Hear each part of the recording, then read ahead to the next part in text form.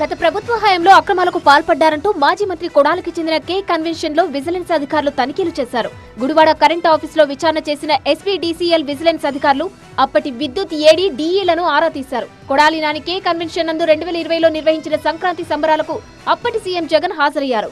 ఈ సందర్భంగా ఆ వెంచర్ చుట్టూ విద్యుత్ స్తంభాలు, 2 ట్రాన్స్ఫార్మర్లు ఏర్పాటు చేశారు. అయితే అధికారికంగా 60 కరెంటు స్తంభాలు ఉండగా వెంచర్లో 78 ఉన్నట్లు గుర్తించారు. ఈ లెక్కన 18 కరెంటు స్తంభాలతో పాటు 2 ట్రాన్స్ఫార్మర్లు అక్రమంగా ఏర్పాటు చేసినట్లు తేల్చారు.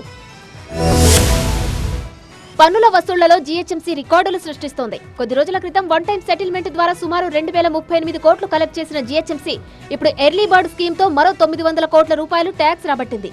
ఏడాది మొత్తం ట్యాక్స్ ను ఒకేసారి చెల్లించిన వారికి 5% రాయితీ కల్పించడంతో లక్షలాది మంది నగరవాసులు పోటీ పడి మరీ ట్యాక్సులు చెల్లించారు. అత్యధికంగా 53.3% ఆన్లైన్లోనే ట్యాక్స్ పే చేశారు. అందులోనూ 124.86 కోట్లు అత్యధిక వసూలుతో షేర్లింగంపల్లి రికార్డులకెక్కింది. ఇలా 6 జోన్లలో సుమారు 900 కోట్ల రూపాయల ట్యాక్సులు వసూళ్లయ్యాయి.